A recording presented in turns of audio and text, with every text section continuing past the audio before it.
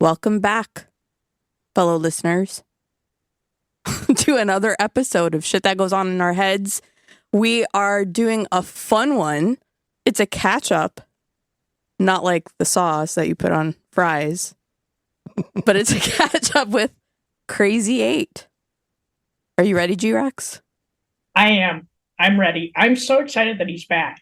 Me too. Everybody, I have to tell you, even today, coworkers of mine, because we're having a little bit of a stressful week, said to me, I need to listen to Crazy 8's episode again. And they did.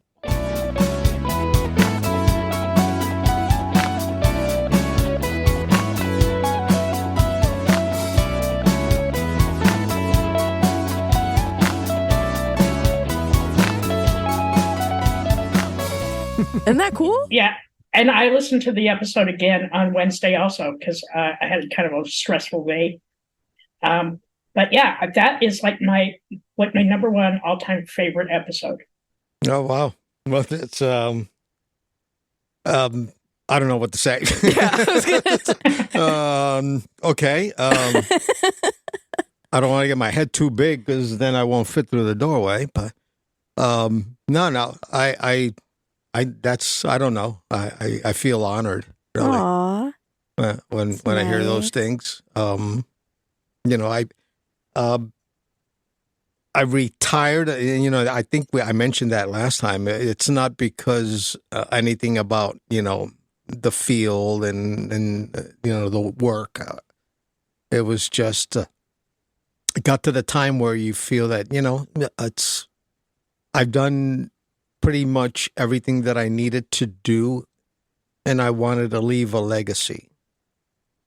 So, and it came to that point where I stepped back, and trust me, if they've been trying to get me back to work, but I've had other job offers as well, which is something that I appreciate. It's very humbling. But no, I retired. I'm still retired. I'm not planning on going back to work as of today. And I'm having a good time. I'm so excited. I know you were really getting excited about your retirement and like the things that you were going to do with your garden and just things around the house. Mm-hmm. And I'm super excited that you got to do that. Yeah. Well, I'm still in the process. It's kind of I'm sure you experienced the same thing. It's been an adjustment from working 40 hours a week, and then suddenly like you don't have a schedule. You just get to one place or the other, no matter whatever time it is, and so it's been an adjustment for me, especially one of the things that I've noticed is you kind of lose track of the days. So yeah, if you have an appointment, it's easier to miss it. I totally understand that. I was talking to Dirty Skittles about a month ago, because I kept getting up like super early, and I'm like, I'm retired. Like retirees are supposed to be able to sleep till like 9, 10 o'clock in the morning. Oh, it doesn't. And instead I was getting up at like 7 o'clock every day. Well, now, and I'm going back to work in 2 weeks on the 17th. Yeah. So now like I'm sleeping until 11 o'clock in the morning. Like it's good. And this is exactly what she said. She's like, as soon as you get ready to go back to work, that's when it's going to happen. But, I'm excited.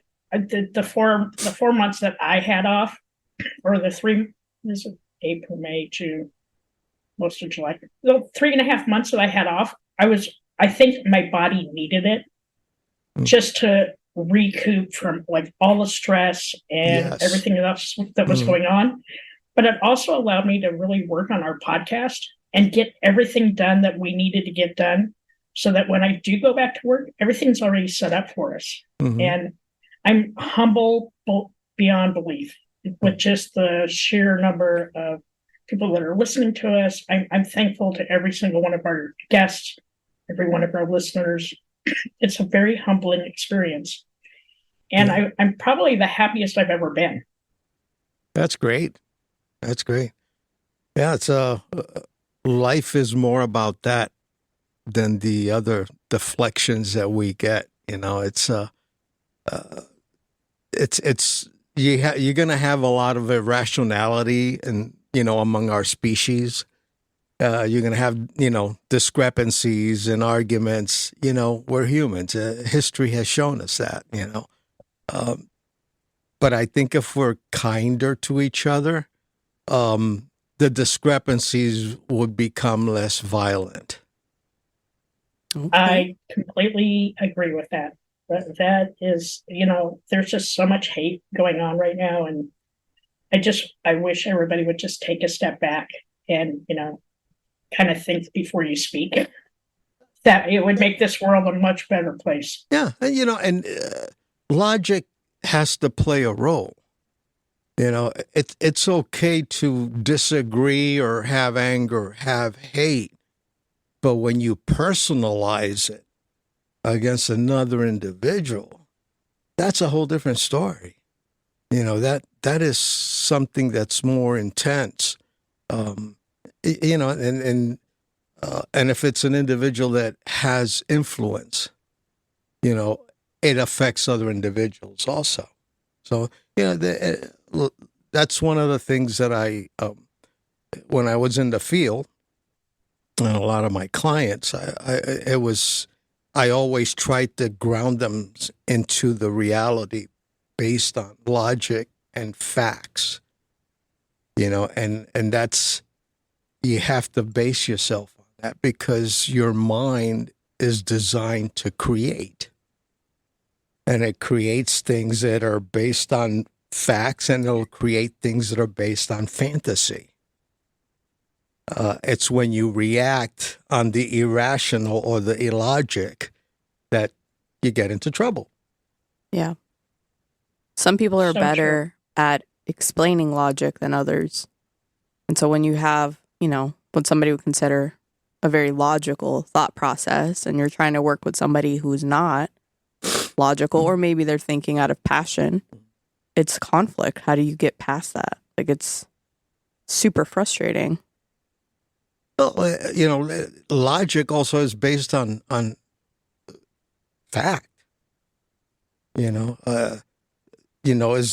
it logical to jump out of a perfectly fine plane? Is it on fire? It's Is not. there money But, if I jump out of the plane? People do it. The military does it. But they just don't do it out of risk. There's logic and basics and data and facts that go behind the system that they have. And one of the things that I always encountered in the field was that when a person has that passion, Mm-hmm. it's difficult for them to decipher fact from opinion. Mm-hmm. Yeah. And opinion is just that. Burgers are better than taco. Yeah. Yeah, it depends on the individual. Hot dog is a sandwich. But when I would ask them, give me an example of a fact, a percentage of them had difficulty giving me an example. And the basic example I would always give them, I would grab a pen and just drop it on the ground and say, gravity. If I bring everybody in this building in here and I have them do the same thing, I guarantee you we're going to get the same result. The pen will hit the floor. That's a fact. Cannot be disputed. However, some people can have the opinion that, well, it's not hitting in the same spot. Or you didn't lift it high enough. Right? That's what I was thinking. Or maybe you flinged it. Yeah. The fact is gravity, not your opinion.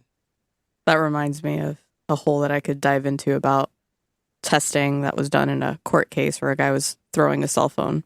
It's a long story, but to sidetrack on that, I mean, the company that G-Rex and I used to work for, we had a test that they did during new hire orientation, which I thought was in the moment, I didn't understand why the test was happening, but it later made a lot of sense. And the test was basically designed to tell you a little bit about yourself and how you react under stress and just your natural state of being and you know, Personality assessment. yeah. And, you know, I was answering the questions as honestly as I possibly could. And when I got the test, when the results came back, I was shocked because I would have guessed after you take the assessment, they tell you what the colors mean and all this stuff. And I for sure was dead set, oh, I'm going to be this color. And when the test came back, I was equal in all 4. And I thought, oh, that's not what I would have expected. And then as you flip through the document, it tells you during stress, you are this color. And that was the color I thought. And that was really eye-opening for me because I realized in that moment, in a normal day, not a stressful day, I do have a hard time making rash decisions or quick decisions because logically, I'm taking into account multiple pieces.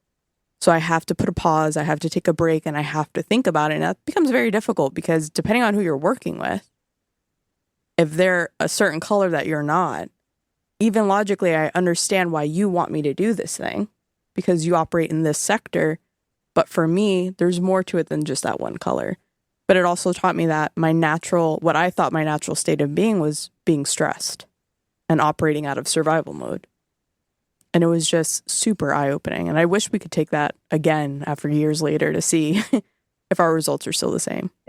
And it's funny because like when I took the test, I kind of already knew what I was. I know that I'm highly creative, and I know that when I get passionate, I get super emotional too. So when I'm stressed out, I get to be that red color because I get super passionate about something. I'm still a little creative, but I get passionate. I get really emotional, and because I was so passionate about what I did, a lot of times it was hard for me to see other people's opinions because I knew I was right, and sometimes I wasn't right, but it was hard to get that across because I couldn't put the brakes on the emotional part of it. I've been better with that. I'm telling you, retirement, sabbatical, whatever you want to call it, it's allowed me to do a couple of things. Number one, I practice a lot more self-love and self-care now than I ever did in my entire career. And I'm doing things that make me happy and don't make other people happy. Mm. And I think that as I edge myself back into the workforce, I need to remember that, right? Like, we live once. We need to make ourselves happy. We're not dependent on anybody else to make us happy. Mm-hmm. And we are dependent on making sure that we are taking care of ourselves and that we are loving ourselves. So I've already started a journal on this, and I've told Bizzle and Dirty Skittles, mm-hmm. I'm writing a whole book on what happened between October and then coming out on the other side of this. And I've opened up so many doors in my head. I still have a little bit of writer's block on one section that I still need to write. It may take me a couple of months to get past that, but it made me realize being an empath and working in customer service, I did myself a huge disservice, right? So I took on everybody else's problems and issues, and I didn't take enough care of myself. So my takeaway from all of that is I'm number one. I need to take care of me. And for anybody that, is in the working world or, working in a customer service job or service job, make sure you're taking care of yourself. Yeah. I used to do an exercise with my clients with tennis balls. And basically, I would have them for everything that they did. For example, like you were talking about your personal life, your job, your taking care of this, taking care of that. For each one of those events is one golf ball, one tennis ball, and they had to juggle. You can do okay with one or two. Now you start putting three, it becomes a little bit difficult. You get four, unless you have practice, you're not going to get it. It's telling you you're taking on too much. Really, you're taking on too much. And you have to prioritize as well. It's if you're not well, you can't take care of anybody. Dirty Skittles, I want you to come back and listen to this part 15 times a week. Yeah, I mean, you said this the last time I think we chatted because it sounds familiar. Well, yeah, and there's a difference also, like in your case, I'm retired. But in my case, again, personal issues, when you're working with a team, and I understand kind of the assessment you guys were doing because I've had those done. The assessment is just for recognition of what's happening. Mm-hmm. It's not a solution to what's happening. Mm-hmm. So normally, when I worked as a consultant, after this, you would debrief and say, hey, this is what's happening. Mm-hmm. Now you got to come up with a solution. That's where the team building exercises come in, because, everybody going to have different colors and issues and emotions, but you are working, basically you're on a canoe and each one of you have a paddle. Your destination is over there. If you're not all paddling the same way, you're not going to get there. And it has nothing to do with personality. You have to take pride in that goal. And if it's my team against another team, we're going to kick their ass. We can disagree about all the other stuff, but when it comes to the task, we got to get there. But that takes team building. And the team building starts with recognition, which is what that assessment does. Now everybody knows, here's our thing, and everybody needs to be recognized for those things in order to feel respected and to have some type of integrity. And then move on. Now we're going to do the team building. Now we're going to get together and put a plan on how we are going to make this happen. And we're all going to agree on it. And there's no going to be, if there needs to be a deviation as we go, we agree we're going to do that. No worries. It's not etched in stone because you never know the problems are going to overcome. You only can do what is logical based on the data that you know. Yeah. Man, that's hitting so hard for me right now. It's, yeah. I'm sorry. No. No, Crazy 8, do not be sorry. These are the words. These are the exact words that Dirty Skittles needs to hear right now. So please keep doing it. And I'm just absorbing this because I'm going to need this in about 10 days. Well, if it helps anybody, that's great. But yeah, again, I've been in the field of psychology for over 27 years. And I've worked with institutions and organizations, and I've been involved with those kind of organizations. And in many of those organizations, I did my time and left because, again, they were not wanting to grasp that concept. And, in my field, we're, business is business, and I understand that. I have nothing against business. But me as a provider, a care provider in mental health, I took care of my clients. I was not looking at so much at the business aspect. I was looking at their health aspect. And if I was working with an organization that didn't, share my views, I would, complete my contract and move on to the next. But yeah, I understand, those concepts when things happen. Yeah. Yeah. I mean, everything you're saying is spot on. I mean, it is, I think one of the biggest struggles that I have, and I don't know if anybody else can relate, is when you are in a business it has to be balanced. There has to be a balance between the needs of the company and the people that are going to get you there. Mm-hmm. And whenever that scale is tipped one way or another, as a leader, it becomes incredibly difficult to keep that level head, right?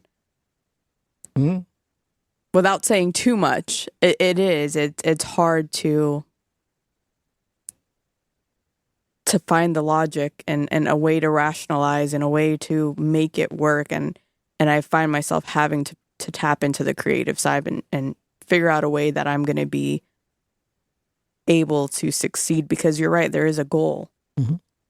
And, the people I work with, we have that same goal in mind. Yep. It's just, it's really hard. It is. It is. In the military, there were times that, you have to learn to adapt, improvise, and overcome. Because you might be in a situation where nobody's coming to rescue you. You have a mission, you have a task to complete.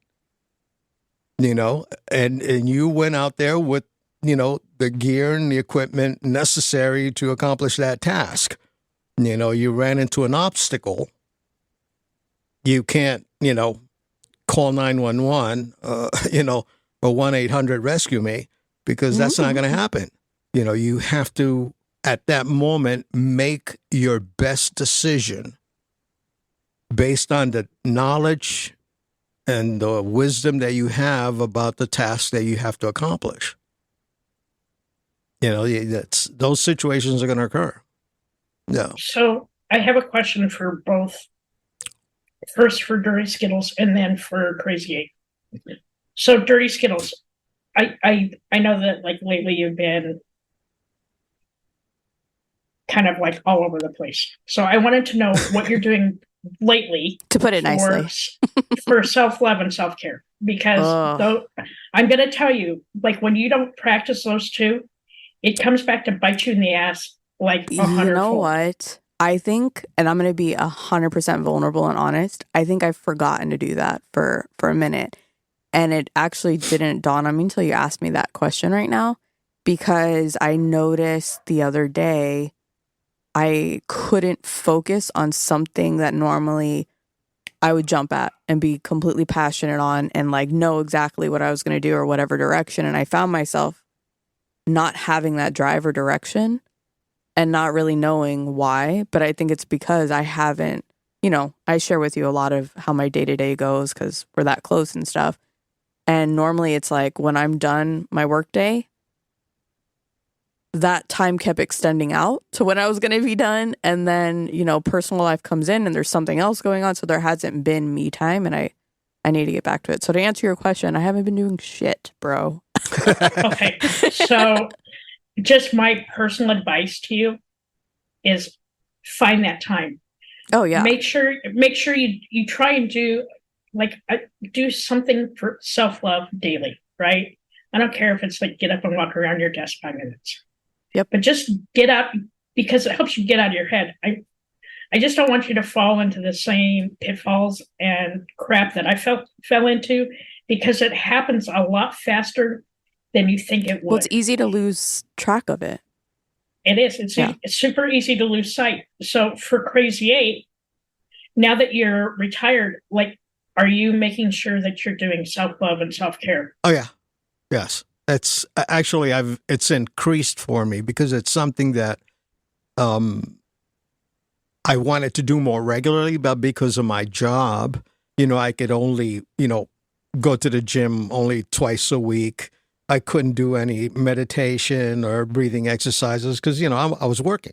By the time I came home, 6 o'clock in the evening, dealing with idiots, you get home and the last thing you want to feel like is, should I go now? So I had to when I was working, I was forcing myself going to the gym at 5 o'clock in the morning.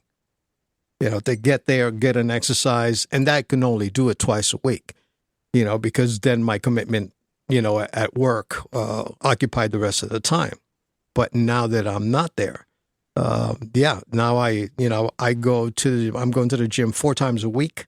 I'm bringing my wife with me. I'm training her, because she wants to get some nice legs. So we're working on that. And, Mrs. Crazy 8. Yeah. Oh, yeah. Yeah. And I'm a leg guy. So. All right. Ew. Yeah. So, yeah. Get a room. Doing that,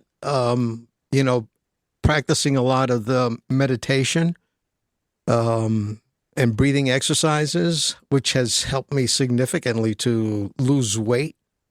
So yeah, I'm taking care of myself. Yeah. Cutting the lawn. Believe it or not, the thing that's most therapeutic for me is cleaning bathrooms.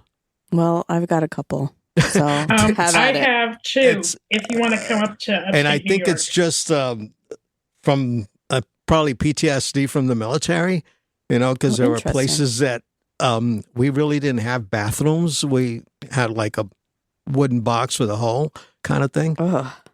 So yeah, and there were other critters that lived there too. Other than the ones that came out of the body. But, so, to me, cleaning bathrooms is weird. My wife loves it because she doesn't have to do it. But to me, it's to me, it's therapeutic. And I'm going to go back because I do want to give myself credit. So for those that have been listening for a minute, you probably heard Jujubee's episode. And she had said something in there towards the end where it was like, envision the person you want to be and figure out what you need to get there. And for her, that was to be strong, right? And so after that episode, I signed up for a fitness challenge. It was a 30-day challenge. And if anybody knows me, I hate physical fitness. Like, I don't ever get like the vibe where I'm like, oh, I feel great now. Like, it's finally here. It's kicked in or whatever. But and I was dedicated. I had to do it every day because I'm a very extreme person in that aspect. So after the 30-day fitness challenge, my parents and my husband and stuff were noticing, oh, yeah, you're losing weight. And for me, I can't use a scale. If anybody out there is like me, like I just can't because I'm not going to get the reward that I want and then I'll quit. So I haven't been using the scale, but I've noticed my clothes fit looser and like things like that. So after the 30 days was up, I started a 42-day challenge. And almost every week, I would say, Jujubee and I message each other back and forth. And she checks in on me every once in a while. Hey, how's it going? And for 4th of July, I had a hot dog and a hamburger and I felt really guilty about it. And I messaged with her and she walked me off the ledge. And so, yeah, I guess that is a little bit of self-love. But I guess I don't necessarily go to that place when you ask that question because I fucking hate working out, man. I hate it with a passion. I fucking hate it. But I'm liking what I'm seeing so far, so. But aren't you gardening and doing other things too? But that's because I want to eat. So I'm gardening, but it's, shit I'm going to eat later. Bringing the weight, the scale thing up is a good point. It's because it's not about the weight. It's how you want your body to look. Right. It doesn't matter. I've seen, bodybuilders, women bodybuilders that, yeah. And they're, 5'9" and they're at 180, 190, but they're just muscle fiber. I know. Don't worry about the numbers. The numbers are useless. They become a negative reinforcer because you are already suffering from that whole stigma of being overweight and this and this and that and how people are going to view you. Screw the numbers. Do whatever is necessary to get the body to look the way you want it. Yep. Period. If you don't have to go and hit the weights, swimming, yoga, believe it or not, that thing will kick your butt. I did Pilates one time and I almost broke a hip. It's like this stuff is tough, and you see it like it looks like nothing, so, and I consider myself to be in pretty good condition. But yeah, don't worry about the scale, that is useless. Some people just restricting your diet from the bad stuff, if you cut the oils and the salts out, just that, it helps your metabolism a bit, and it helps your body get rid of some of the bad stuff that's in there. Yeah. And that's funny because now that I've been, not working, I'm not stress eating, right? So when we were in Europe, there happened to be a scale in one of the hotel rooms. And my wife was like commenting like how good I look. So I just happened to like weigh myself. I was down to like 162. I can't remember the last time I was 162. I haven't weighed myself since, but I just feel good. Like I'm not eating a box That's all of that Pop-Tarts. matters. Yeah. I'm not eating a box of Pop-Tarts a day. So I'm what not if you downing do? a bag of, not downing a thing of Twizzlers every day. I'm getting out and doing things and walking around the house. And thankfully, the house is pretty big. So I get about 3 miles a day just walking in the house. That sounds like Bizzle. Mm. Bizzle, since moving to Georgia, has however many flights of stairs. And, that's his workout. Yeah, but, I'm kind of hoping that I can just keep that up, once I start back, right? Like just eating healthier, being happier. Like it's preparation. Mm-hmm. No stress was amazing. We'll have to check back in with you once you start, see how it's going. Mm-hmm. I'm excited because it's a different type of job. Yeah. I'm not even going to call it a job. I'm going to call it knowledge transfer. That's what it is. Because at this point in my life, that's kind of what it is. I'm only going to, I don't know how much longer I'm going to work. I'm loving doing the podcast. This is my version of therapy. It's free. I get to talk to my best friend. We talk to really cool people. Yeah. And it took off. And that amazed me more than anything else in the world. Like there's people out there actually listening to us, and it warms my heart. And somebody I talked to yesterday said that they actually, after they're done listening to us, they walk away feeling better.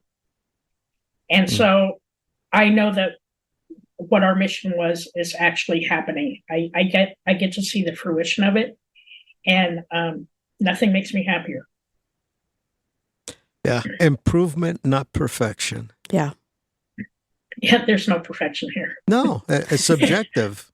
What's is. perfect for one person doesn't make it perfect for the rest of the world. Yeah. That's Bizzle would love us. Bizzle would love us to be perfect, but that's not going to happen. But we've gotten much better about not calling each other real names. So Yeah. Improvement. If you can do better, if you have a better day today than yesterday, that's improvement. That's it.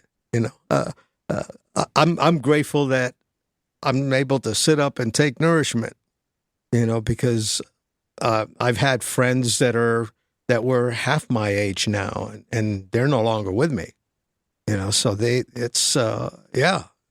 it's important, to take care of yourself, and make sure that, you have that balance. We all gonna have bad days. That's inevitable. It's part of life. We're gonna run into some idiot, sooner or later. Someone is gonna cut you off on a highway. It's all of those things are gonna happen. Don't take it personal. It's okay to be angry at the moment, because trust me, when they cut in front of me in the highway, some things come out of my mouth that surprises people. But I don't go chasing the guy down the road 3 miles. Right. This ain't Florida. Just kidding. So, I don't, there's a difference. Yeah. It's okay to be angry about certain things, but don't take it personal. It's not worth it. Life is much more beautiful and much more important at that moment, at that place, at that time. So true. And like, I just look at you and I listen to you, and I'm so thankful that you've come on for a second time, Oh, thank you for having because me. I because feel honored. a lot of what you talk about just really resonates with me, because in a couple of weeks I'm going to turn 60. How the hell that happened, I have no idea. It's another Surprises a lot adventure. of people. I don't want It's to been talk an about how old adventure. I'm going to be. Yeah, it's another adventure. That's how I look at it. You know, and I always remember, something that my grandfather used to tell me. He said, when you leave, you don't get to take anything with you but your memories. So make sure that you get enough memories with you. So yeah, that's what I'm doing now, creating new memories. Yeah, experiences. I feel like G-Rex, you've said that before, where it's like, I can't take this stuff with me, but I can take the memories and the Mhm. experiences. Take the memories, the experience, like the 3 weeks we spent in Europe, right?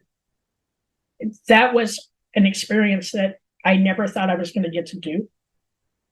I would do it again in a heartbeat. It was those memories, right? Mhm. Life is about making memories. It's Correct. not about making money. Yes, we need money to live, we need Mhm. money to eat, but make those memories, because that's the shit that counts Mhm. at the end of the day. That's what counts. Yeah, you work to live, you don't live to work. Yeah. Yep. Yeah, you'll never see a Wells Fargo truck being part of a funeral.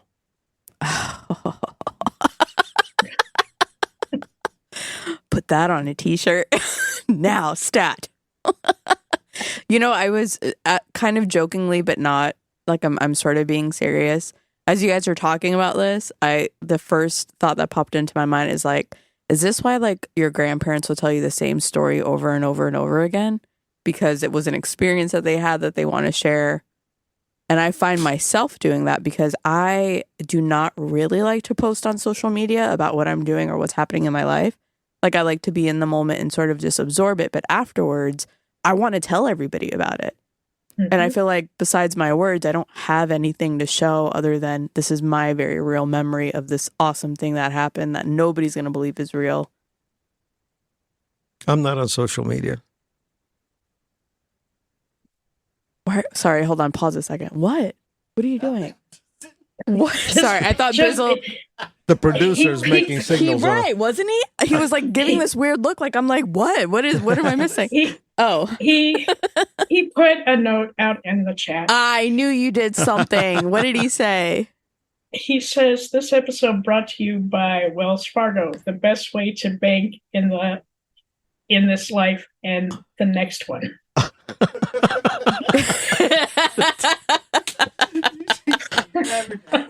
That was free advertisement, by the way. No, we can't do that. Wells Fargo, we can't do that. He's like, have Crazy 8 say it so we can use it as a fake promo. No, dude, you can't do that. Hey, if you want to cut that part, we can edit it, and I'll say it's an armored car. Oh, my word. These are the funny moments of life that you always got to have. I know. That's right. And I'm telling you, you look amazing. Oh, thank you. Thank you. You looked amazing the first time, but you just look so much more relaxed and chill and just happy. Yeah, it's, again, being the psychologist, you can't get the stuff once you learn it, and you can't put the genie back in the bottle. But, I keep finding myself, reminding myself what stage of life I am in. Where am I there, and what are the things that are supposed to happen? And I'm like, why do I keep doing that? Why do I keep doing that? And the other day, I'm just like, you know what? I'm going to make the commitment. I'm not going to think about this stuff anymore. Oh. So it still pops up, but it's like I was getting obsessed with it, to a point that like it was affecting my emotion. It was like, oh, why? I'm healthy. I'm not going to die. I'm not doing anything risky. I was going through that whole stage because, again, the logic and the information that's in my head, and finding myself, now with freedom of time, I was able to get focus on this thing and say, oh, maybe I need to do all these things. Like, no, I'm not going to go skydiving. That's crazy. Why do I need to go skydiving at this time?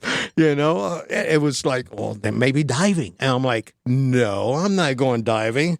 My crazy nephew, we were going to go to Vietnam there for a second. I'm like, wait a minute. I got to put brakes on this stuff here. It's, I think I got a lot more time.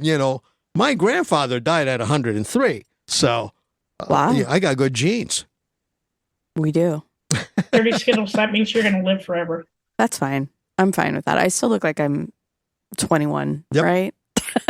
Well, speaking of looks, wait, can we just segue into like a really funny, well, I think it's funny what happened today. Okay. So I mentioned that I had a coworker who said, man, we've had a rough week. I need to go back and listen to Crazy 8's episode. And so I told him, yeah, I was talking to my dad this morning and he made the mistake of asking me how everything was going. And so I made a joke. I was like, I had like a 45-minute vent sesh with Crazy 8. And somehow we got into it. And I said, have you seen what he looks like? Because we're friends on social media, this person and I. And he's like, no. And I'm like, well, what do you think he looks like based on the episode that you've listened to? And this is what he had to say. I envision him to be north of 6 feet tall, physically fit, but not too bulky, salt and pepper hair, gotta have glasses, and a firm but unassuming kind of older Robert Langdon vibe before Tom Hanks. I was like, no, not quite. But I thought that was funny because based on what he's heard of you, that's where his mind went, was like, it's got to be this person over 6 feet tall and like all of this stuff. And so I shared a picture and he was like, oh, perfect. Oh, you shared a picture of me? Oh, yeah. Cool. So I just thought that was funny. Sorry. Had to throw that in I there. think he should sign it. Oh, yeah. We got to get autographs. Yeah. Yeah. Just let me know. I just really appreciate you. You're just so candid and like you're always willing to like, talk us through like just some stuff that happens to be going on. I'm excited to see, where I am 6 months from now. Yeah. That's what I think we should all be doing the same. Me and my wife the other day were talking about, when we were youngsters, He's got some sketchy stories, y'all. The neighborhoods were different. You knew your neighbor. Your neighbor watched out for you. You watched out for the neighbor. Everybody down the street knew each other.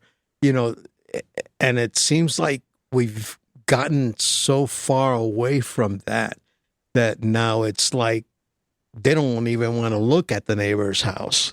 It's kind of strange, and it's one of those things that we need to take care of each other. Don't forget, to contact your family and let them know you're still alive. It's don't just call when things are bad or when you're in an emergency. Let them know that you're still there, and it's it's rewarding. It's your part on this planet. Aw, speaking of taking care of each other, I feel like now is a perfect time to share with everybody my favorite, what do you call this? Something that somebody said? One of my favorite quotes. The something that somebody said. Cut that part out. Let me do that again. Okay, speaking of wait. He's keeping it in. Producer's like, no, it's staying. But no, seriously. As you guys were talking, I was trying to remember things that make me feel good, like especially in a time where it's crazy, I'm overwhelmed, and like I'm not doing the self-love that I need to be doing, and I'm just burnt out. And I remembered, and I've remembered this quote since I was little, so that's how much of an impact it has on me. And I heard it on Oprah, and it is by somebody called, his name is Patrick Overton, and it says, when you come to the edge of all the light you know and are about to step off into the darkness of the unknown, faith is knowing one of two things will happen. 1, there will be something solid for you to stand on. Or 2, you will be taught how to fly.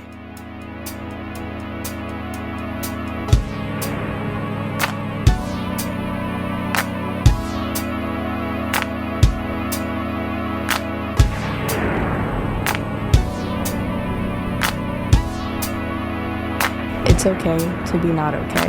Just make sure you're talking to someone.